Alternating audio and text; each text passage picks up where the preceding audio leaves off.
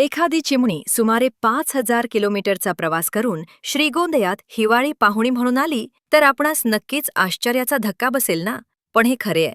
पूर्व Siberia, Europe व पॅलिआर्क्टिक प्रदेशातून स्थलांतर करून आलेली ट्री पीपीट नावाची ही चिमणी श्रीगोंद्यात नुकतीच आढळली.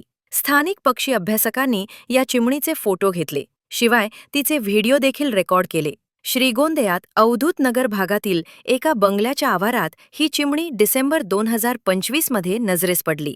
नेहमीपेक्षा ती वेगळी वाटल्यानं तिची माहिती घेतली असता स्थानिक पक्षी मित्रांना धक्का बसला.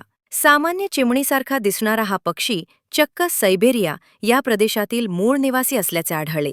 युरोपात तिचे अस्तित्व आढळते. गवताळ भाग, दलदली जवळील खुरटे गवत, लहान झाडी येथे त्याचे वास्तव्य आढळते. हा पक्षी कीटकभक्षी आहे. काही वेळा गवताचे कोवळे कोंब व बी देखील तो खातो. तो अतिशय चपळ व दक्ष असतो. उडताना त्याचा वेग थक्क करणारा वाटला. हा पक्षी आपल्याकडे का आला याची आपणास उत्सुकता वाटली असेल ना.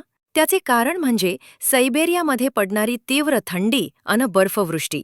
अशा हिम मोसमात त्याला खाद्य मिळत नाही. अतिथंड वातावरणापासून बचाव अन खाद्याच्या शोधात असे अनेक जातीचे पक्षी उबदार प्रदेशाकडे हिवाळ्यात स्थलांतर करतात. सायबेरियातून ते आफ्रिकेकडे सुद्धा जातात.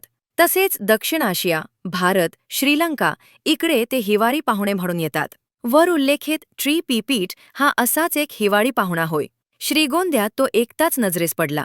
त्याचे अन्य साथीदार होते की नव्हते याबाबत माहिती नाही. या स्टोरीमध्ये या पक्षाला चिमणी असे जे म्हटलेले आहे ते पूर्ण सत्य नाही. तो चिमणा म्हणजे नर देखील असू शकतो. आपल्याकडे ऊन वाढू लागले की हा पक्षी आपल्या मूळ भूमीकडे म्हणजे युरोप व सायबेरियाकडे रिटर्न जर्नी सुरू करेल. माणसाची चाहूल लागली हा पक्षी भुर्रकन उडून जातो. श्रीगोंद्यात त्याचे अस्तित्व प्रथमच नोंदले गेले आहे. 5,000 किलोमीटर प्रवास करून आलेला हा पाहुणा पक्षी दिसणे यातून श्रीगोंद्याच्या जैवविविधतेत भर पडली आहे. अशाच नवनवीन माहितीसाठी पाहत रहा श्रीगोंदा नामा. जय हिंद, जय महाराष्ट्र.